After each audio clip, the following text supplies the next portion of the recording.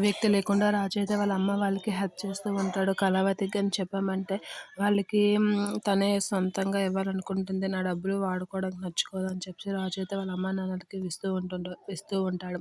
ఇక కవి అయితే అప్పుకి ఎలాగుందని ఫోన్ చేస్తూ ఉంటాడు. అప్పు దగ్గర ఫోన్ చూసి కళ్యాణ్‌తో మాట్లాడుతున్న అప్పు దగ్గర నుంచి ఫోను వాళ్ళ పెద్దమ్మ తీసుకొని, "బాబు నీ దగ్గర నుంచి దూరం చేయాలనుకుంటున్నాను. మాటి మాటికి ఫోన్ చేయకని" చెప్పేసి కట్ చేస్తుంది.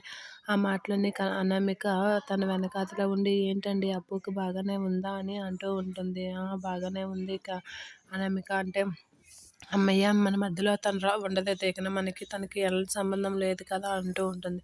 ఏంటి అనామిక అలా అంటున్నారంటే, "ఏం లేదులేండి" అనేస్తుంది. రాజైతే కావ్యతో, "ఏంటి కావ్య ఎవరు లేకుండా సీక్రెట్‌గా మాట్లాడుకుంటుంది" అని చెప్పేసి అనుకుంటూ ఉంటాడు. "ఎవరితో మాట్లాడుతున్నావంటే, నా బాయ్ ఫ్రెండ్‌తో మాట్లాడుతున్నాను. నీకేమి" అని అంటూ ఉంటుంది రాజుతో కావ్య.